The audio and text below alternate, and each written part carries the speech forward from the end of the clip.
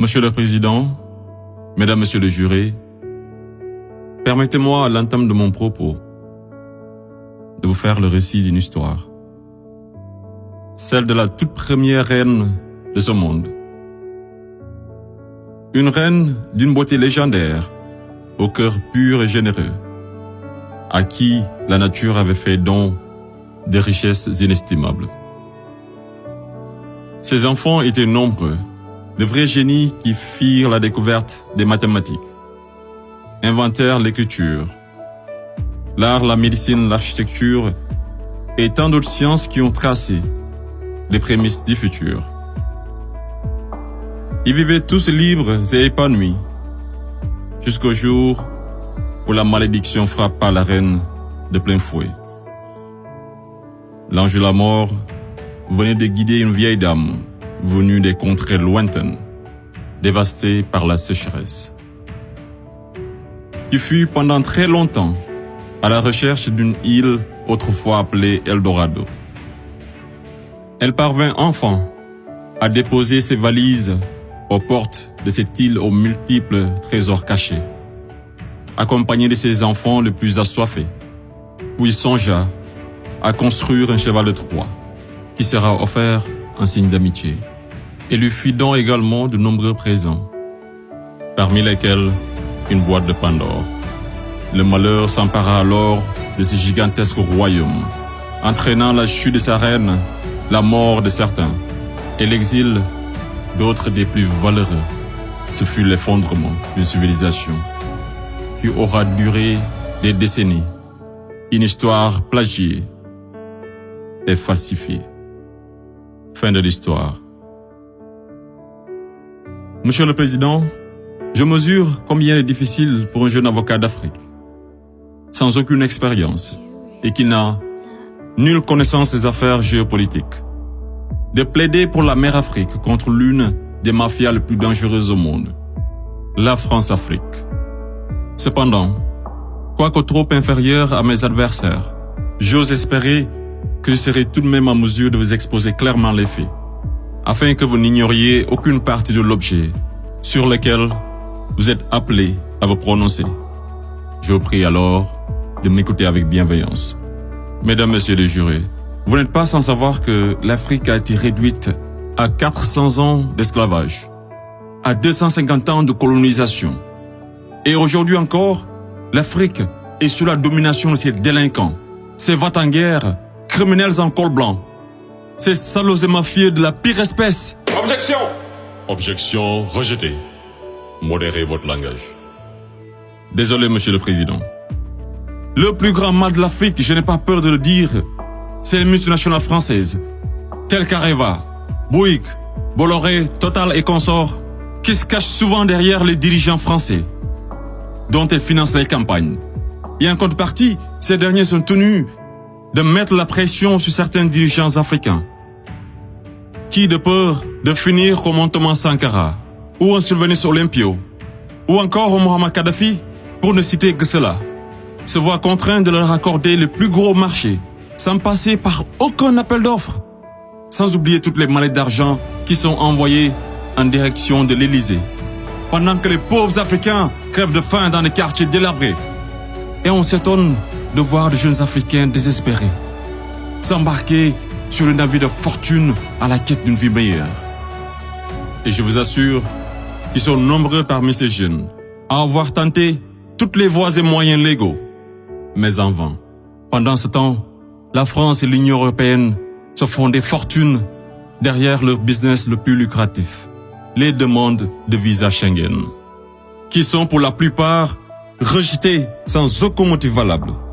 Monsieur le Président, avant que je n'oublie, permettez-moi de poser une question à la France-Afrique. Parmi tous les leaders africains morts assassinés, pouvez-vous nous citer ne serait-ce qu'un qui fut réputé un grand ami de la France?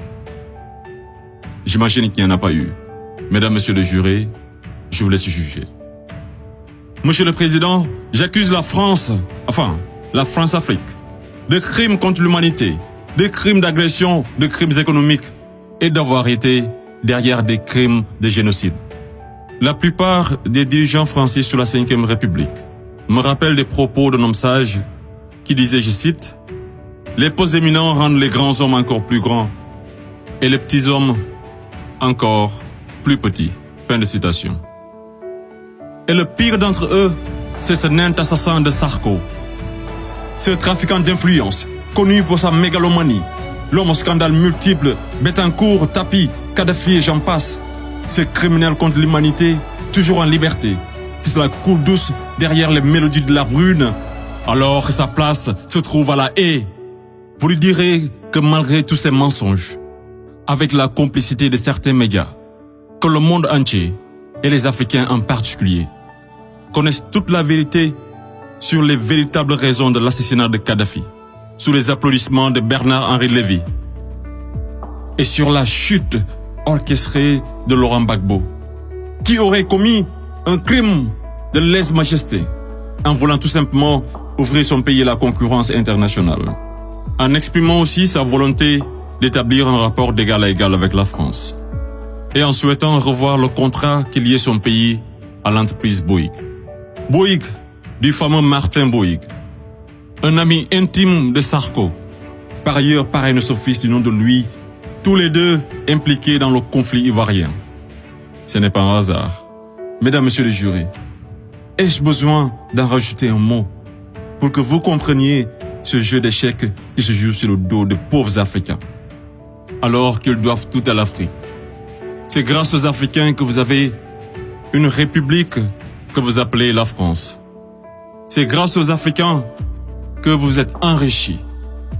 C'est grâce aux Africains que vous avez aujourd'hui votre statut de 5e puissance mondiale avec un droit de veto au sein de l'ONU.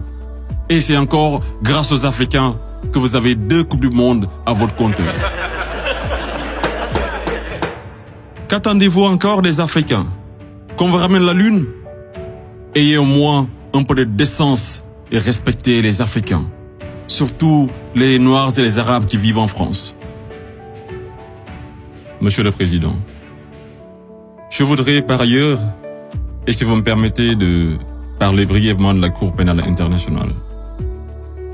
Il est un proverbe qui dit « Dis-moi qui tu fréquentes et je te dirai qui tu es ». Je propose de jeter un coup d'œil sur le profil des procureurs de la CPI.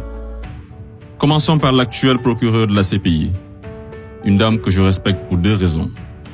Pour son courage, pour avoir prouvé qu'être une femme et noire ne saurait être un obstacle à la réussite sociale, que la femme noire était capable de s'imposer partout et devant n'importe qui, et pour son combat pour la défense des droits des femmes. Mais devrions-nous faire semblant d'oublier qu'elle fut procureure générale, proche collaboratrice et conseillère juridique du président, et ministre sous l'une des pires dictatures de l'histoire de l'Afrique, sans jamais démissionner? N'est-elle pas comptable de ce régime? Le premier procureur de la CPI, l'Argentin Luis Moreno Ocampo, une haute personnalité dont le nom est impliqué dans les affaires de viol, de corruption, d'abus de pouvoir. Un procureur de la CPI qui détient avec son épouse des entreprises offshore dans les paradis fiscaux des îles Vierges, de Panama et de Belize. Et c'est le même type qui aujourd'hui offre ses services aux personnalités poursuivies par la CPI afin de les aider à échapper au séjour à la haie, moyennant de grosses sommes d'argent. Et tenez-vous qu'ils sont 123 pays à avoir ratifié le traité de Rome. Et sur 10 enquêtes ouvertes, 9 sont africaines. Je me pose la question à savoir, sommes-nous dans une cour pénale internationale ou africaine? Voilà une cour qui représente pour les Occidentaux un instrument d'oppression et de domination des Africains et de leurs dirigeants. C'est pourquoi l'Afrique a besoin d'une cour pénale africaine, par les Africains, rien que pour les Africains et financée par les Africains.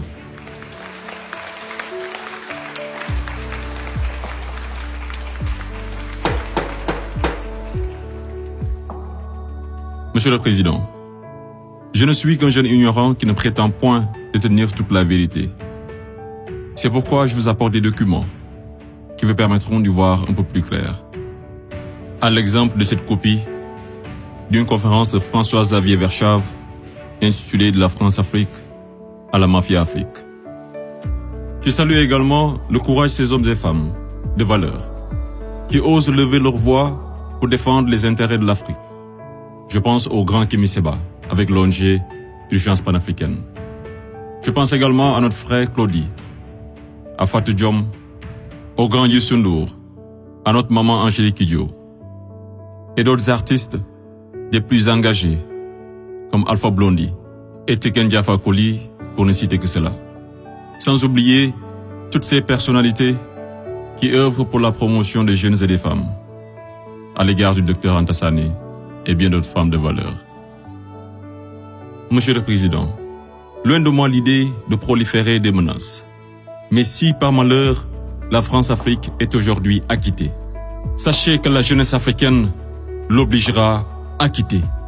Elle se mobilisera davantage et réunira toutes ses forces vives, hommes et femmes de valeur, sans exception d'âge, intellectuels, sportifs de haut niveau, artistes de renommée internationale et sympathisants de l'Afrique. Et tous mèneront une campagne dévastatrice par tous les moyens pacifiques afin de dégager un par un ces bénéwiwi, présidents marionnettes de la France-Afrique, en faveur de vrais leaders panafricains véridiques qui auront le courage de mettre fin à la domination de cette mafia et qui décideront de la fin de la plus grosse arnaque de l'histoire, le franc CFA.